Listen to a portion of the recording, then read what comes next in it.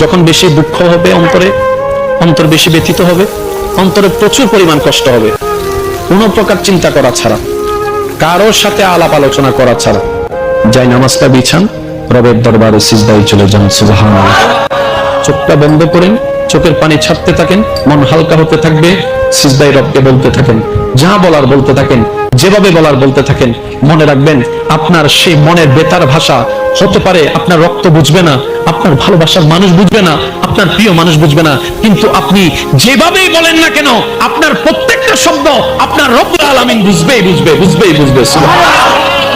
আপনি যখন ওনাকে দুঃখের কথা বলবেন, উনি আপনার দুঃখটাকে হালকা করে দিবে, সে দুঃখের খবর প্রকাশ করে আপনাকে কখনো বেইজ্জত করবে না।